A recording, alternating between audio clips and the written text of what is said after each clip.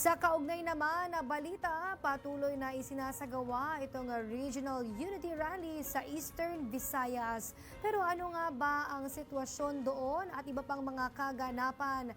Aalamin naman natin mula kay Zai Chua, live rin mula sa Tacloban. Yes, Princess, kasalukuyan nga ay nandito tayo sa loob ng Tacloban Astrodome kung saan ginaganap ang Unity Rally para sa 11 senatorial slate ng Alyansa para sa Bagong Pilipinas. Isang malawakang Regional Unity Rally sa Eastern Visayas ang kasalukuyang isinasagawa ngayon sa Tacloban sa pangunguna ng Tingog Party List at Lakas Christian Muslim Democrats o Lakas CMD na pinamumunuan ni House Speaker Ferdinand Martin Romualdez.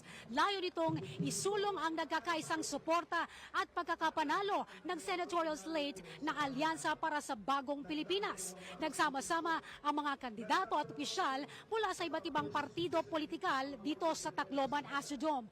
Dumalo rin ang mga suporta o taga-suporta ng alyansa. Ayon kay Police Lieutenant Colonel Camasin, Public Information Officer ng Tacloban City, mapayapang idinadaos ang Unity Rally at sa mga oras na ito, walang anumang kaguluhan ang naitala.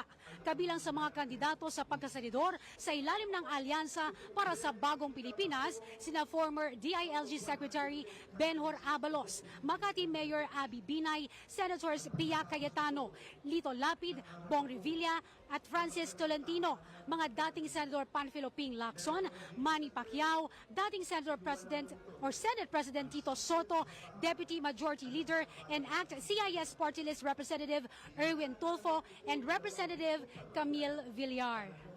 Yes, Princess, sa kasalukuyan na nga, kung makikita natin ay punong-puno ang loob ng Tacloban Astrodome. At ayon sa pamunuan, ang seating capacity nito, ay 8,000.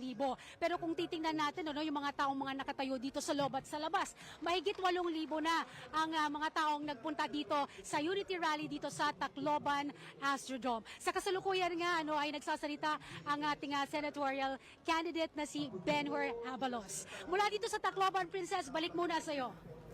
Maraming salamat, Zai Chua, nag-uulat ng live mula sa Tacloban.